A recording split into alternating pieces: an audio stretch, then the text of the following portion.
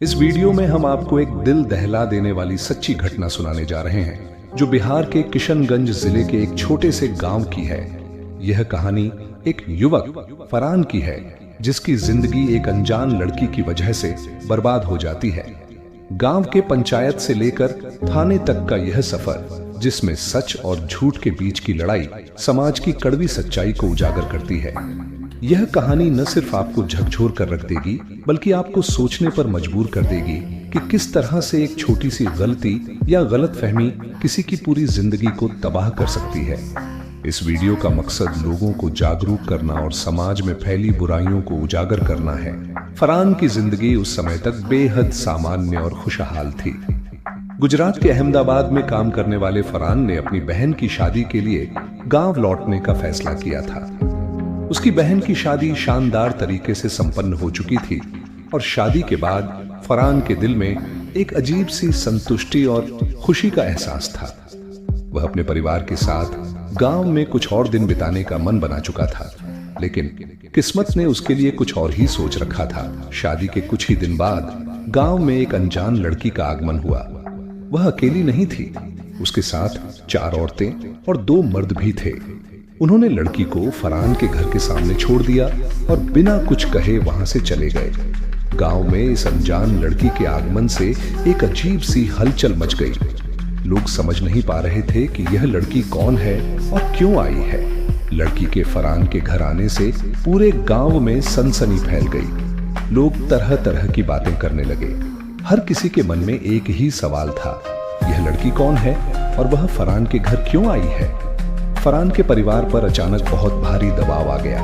उन्होंने लड़की को घर से बाहर निकालने की कोशिश की, लेकिन तब तक गांव में बारिश होने लगी और लड़की वापस घर के अंदर आ गई। लड़की के घर में रहते हुए गांव के लोग लाइन लगाकर उसे देखने आने लगे।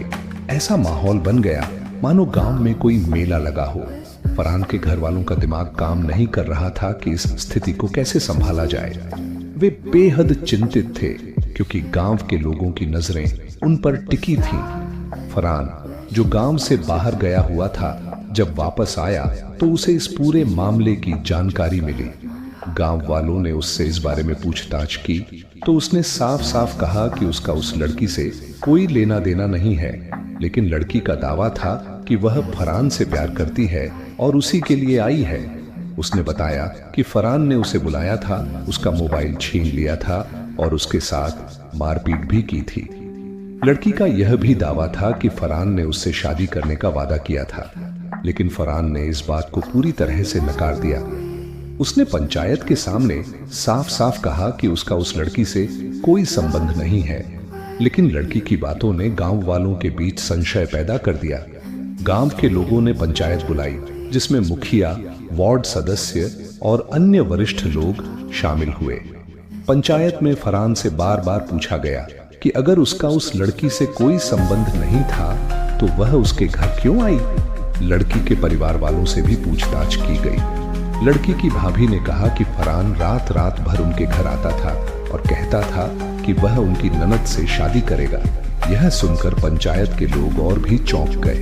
यह भी पता चला कि वह लड़की पहले से शादीशुदा है और उसका एक 5 साल का बेटा भी है। लड़की के पति के गायब होने के बाद वह दूसरी शादी करने के चक्कर में थी, लेकिन फरहान ने इस बात को पूरी तरह से खारिज कर दिया और खुद को निर्दोष साबित करने की कोशिश की। पंचायत का माहौल बहुत ही तनावपूर्ण हो गया था। एक और लड़की अपने दावे पर अड़ी हुई थी कि उसका और फरहान का 2 साल से संबंध चल रहा है। वहीं दूसरी ओर फरहान बार बार खुद को निर्दोष बता रहा था। पंचायत के लोग भी उलझन में थे कि किसकी बात पर यकीन करें।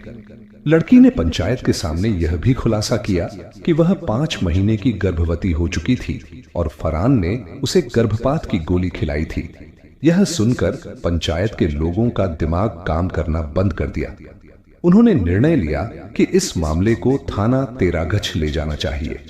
थाने में भी कोई ठोस नतीजा नहीं निकला और फरहान और लड़की को 2 दिन तक वहीं रहने के लिए मजबूर कर दिया गया। तीसरी रात को अचानक वह लड़की गायब हो गई। फरहान और उसके परिवार के लोग सकते में आ गए। अगले दिन लड़की के परिवार वालों ने थाने में रेप का केस दर्ज करा दिया। जिसमें गांव के 25 से 30 लोगों के नाम शामिल थे। यह सुनकर फरहान के घर वाले और गांव के लोग डर गए। पुलिस ने भी इस मामले को गंभीरता से लेना शुरू कर दिया और फरहान के घर में पुलिस का आना जाना बढ़ गया। आखिरकार लड़की के परिवार वालों ने समझौते का प्रस्ताव रखा।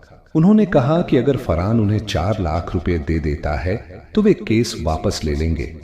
फरहान के परिवार वालों ने जमीन बेचकर यह रकम जुटाई और मामला सुलझा लिया गया।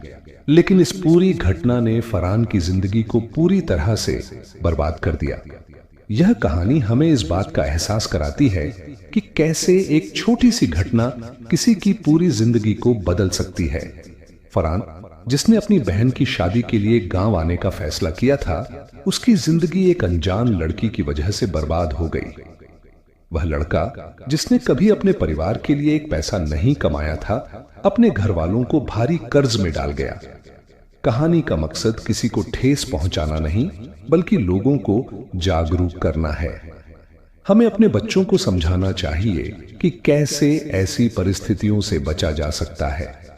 समाज में फैल रही बुराइयों को रोकने के लिए हमें एकजुट होकर काम करना होगा, ताकि किसी और का जीवन इस तरह से बर्बाद न हो।